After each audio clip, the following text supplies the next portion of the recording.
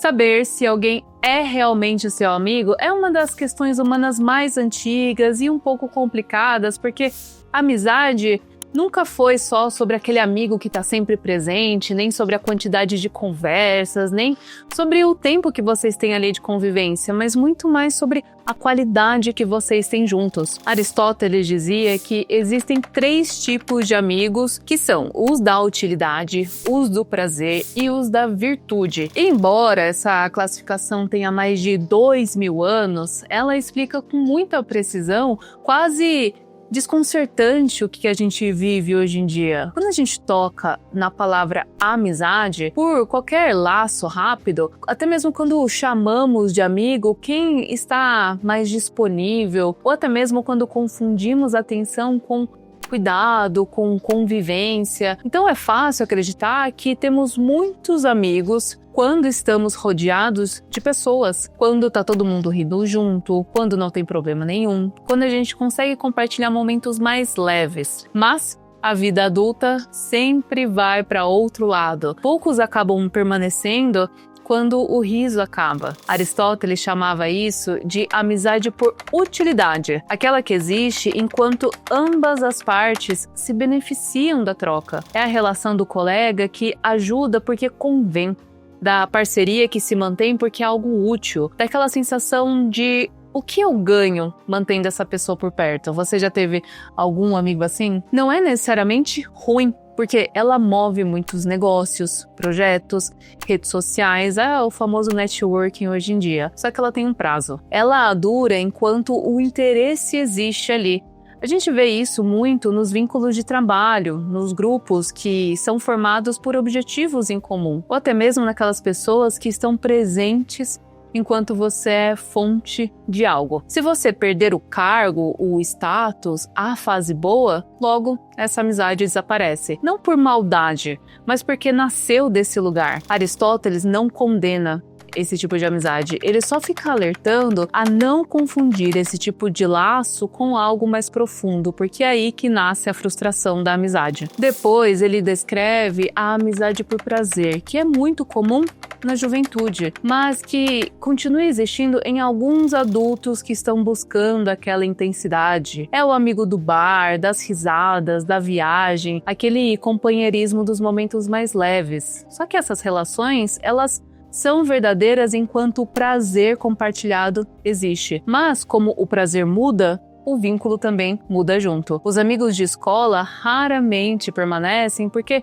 a fase que os unia desapareceu. Não porque houve uma briga, é aquela amizade de férias, das festas, os hobbies, que é muito linda, muito afetiva, mas é frágil. Hoje isso aparece claramente nas amizades digitais. Pessoas que interagem quando o humor ali combina, quando há uma afinidade momentânea, mas desaparecem quando a rotina aperta. Não existe uma raiz ali, existe só uma sintonia do instante que estão vivendo, dos selfies, dos eventos de blogueira, que seja. E por fim, Aristóteles descreve a amizade por virtude, que é a mais rara, só que é a mais profunda e a mais trabalhosa. É aquela em que duas pessoas reconhecem no outro um valor moral, um caráter, uma intenção verdadeira de querer o bem da outra. Não é uma amizade porque convém, nem porque é divertido, mas porque existe ali uma admiração mútua e um compromisso com o crescimento. Essa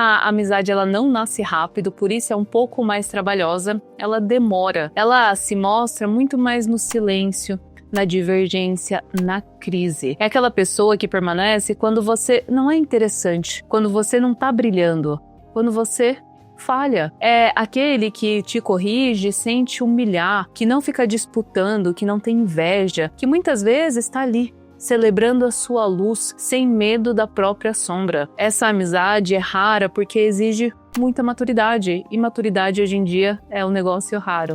Séculos depois, Cícero retoma a ideia da amizade verdadeira em Laelius de Amicitia e afirma algo muito decisivo, que é: não pode haver amizade verdadeira onde não há caráter. Muito forte. Para ele, a amizade não é um espaço de conforto emocional, mas um acordo ético. Eu vou explicar. Ele diz que o verdadeiro amigo é aquele que deseja que você seja melhor, não aquele que aprova o que você faz para não provocar um desconforto. Vocês já devem ter algum caso assim de algum amigo que foi mais sincero com você, você não gostou, mas no fim das contas ele estava certo. Ou vice-versa, né? E isso contrasta de uma forma muito mais profunda com a amizade moderna, onde muitos acabam confundindo a lealdade com silêncio, a cumplicidade com emoção, ou a gente pode pensar também em um apoio com concordar com tudo. Cícero diria que a amizade verdadeira, ela exige coragem, porque amar alguém é desejar a sua verdade, não a sua zona de conforto. Sêneca, por sua vez, descreve a Lúcio dizendo que não se deve buscar amigos para preencher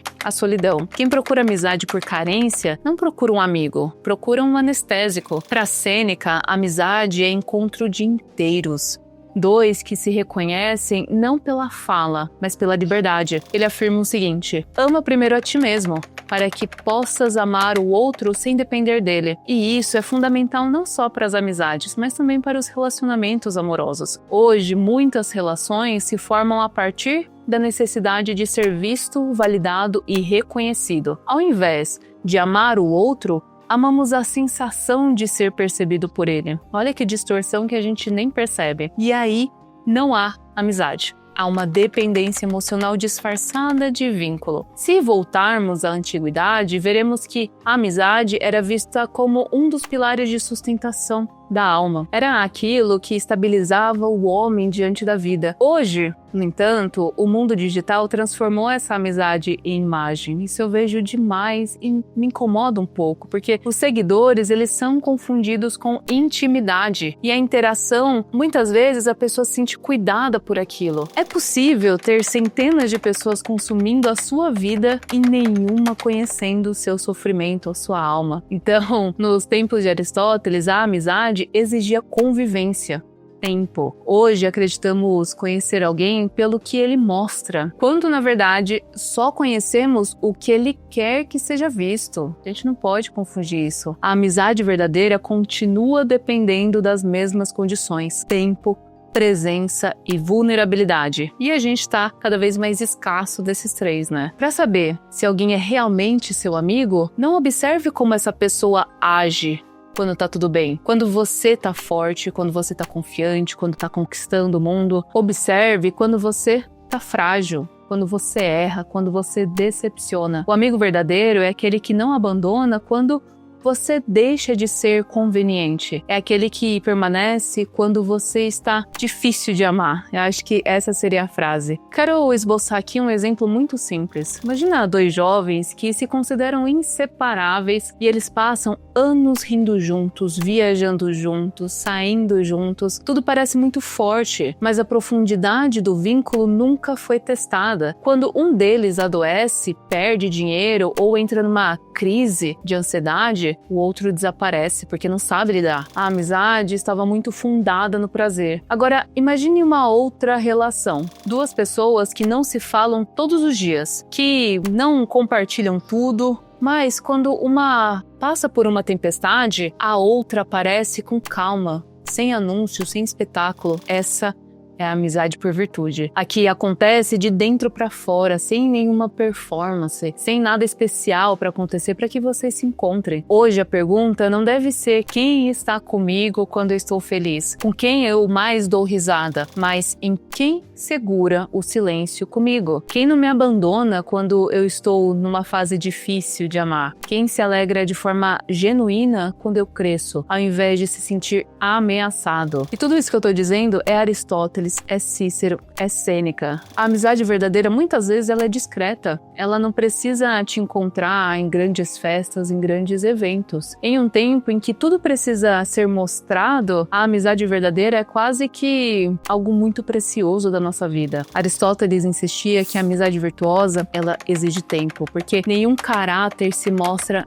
imediatamente. E muitas vezes a gente acha que conhece o outro e no fim das contas não conhece. Todos nós podemos ser encantadores nos períodos mais ensolarados. Quase todos somos simpáticos no convívio ali rápido. Só que a constância, essa qualidade, é o que vai definir o seu valor de vínculo com o outro. Essa percepção se torna especialmente clara quando examinamos como as amizades se comportam diante de um infortúnio. Na antiguidade, era comum que a amizade fosse colocada à prova pela queda da fortuna ou por uma instabilidade política. Cícero frequentemente enfatizava que a amizade se confirma quando a condição do amigo piora. Ele dizia que qualquer um pode amar um homem próspero.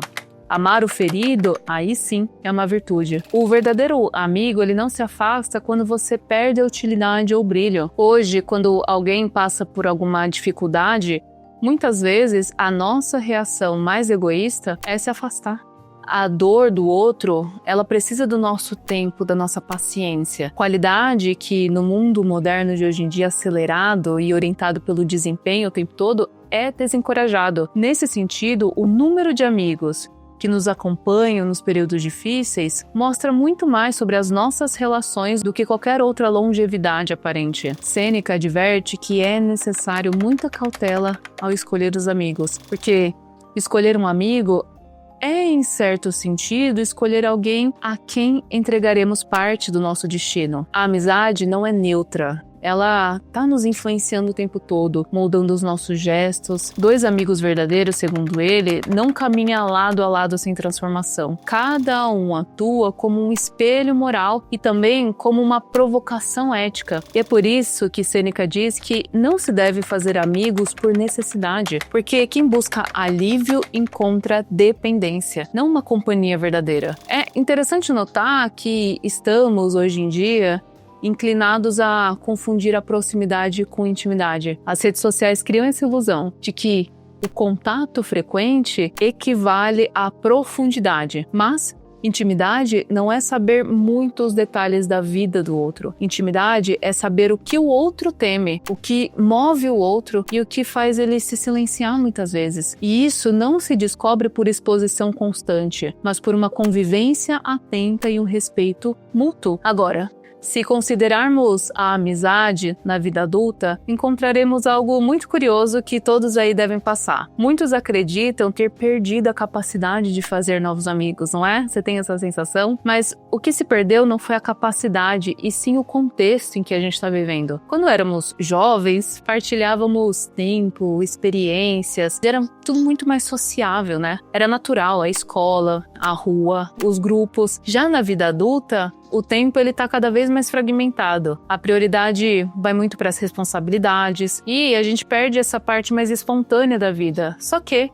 isso apenas mostra a natureza real das amizades profundas. Elas precisam ser escolhidas, não apenas encontradas. Em épocas passadas, a amizade era frequentemente descrita como um pacto silencioso entre almas que se reconhecem. E cada vez mais eu percebo que o amigo verdadeiro, ele te conhece no silêncio, sabe? Quando você não precisa ficar falando muito, se explicando demais. Ele percebe que você mudou um olhar, que você tá desconfortável ou que você tá no ápice da sua felicidade. Ele sabe quando é preciso falar, quando é preciso se aproximar, e isso basta. Se quisermos saber se alguém é um nosso amigo, a gente precisa observar 3 momentos, não só 3 gestos. Primeiro, como essa pessoa se comporta quando estamos felizes, como ela se comporta quando estamos sofrendo e como ela se comporta quando crescemos. Se há uma alegria verdadeira na nossa própria felicidade, essa nossa calma também alivia